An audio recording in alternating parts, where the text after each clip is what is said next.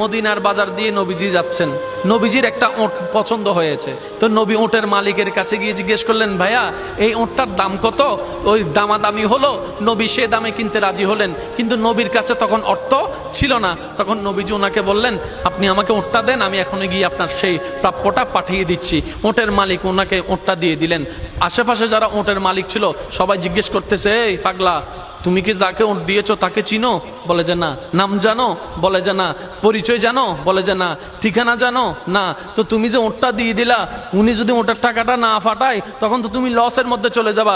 সে ওটের মালিক বলে, এত সুন্দর নুরানি চেহারাওয়ালা কখনো বাটপার হতে পারে না, কখনো চিটার হতে পারে না, কখনো মিথ্যুক হতে পারে না।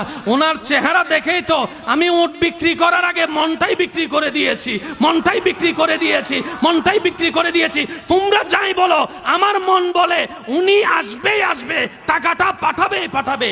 এই কথা বলতে না বলতে কিছুক্ষণ পরে নবীজির একজন সাহাবা এসে বলছেন, একটু আগে একজন ওট নিয়ে গিয়েছেন, কাছ থেকে ওটের মালিকটাকে একটু দেখতে চাই। উনি বলে যে আমার থেকে।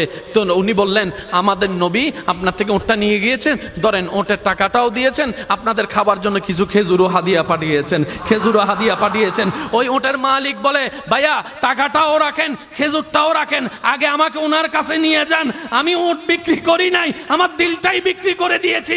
ওনার চেহারা মোবারক দেখে আমার মনটাই পাল্টাই গিয়েছে, আমি কালিমা পড়ে মুসলমান হয়ে যেতে রাজি আছি। সুবহানাল্লাহ।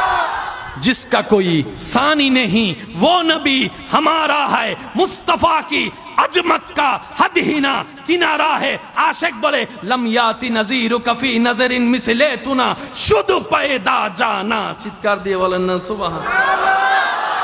ওই নবীটা কাদের নবী? হয় নাই, সবার আওয়াজ বলেন, ওই নবীটা কাদের নবী? আমাদের কি ভাগ্য সে নবীর উম্মত হতে পেরেছে। আর একটু জোরে।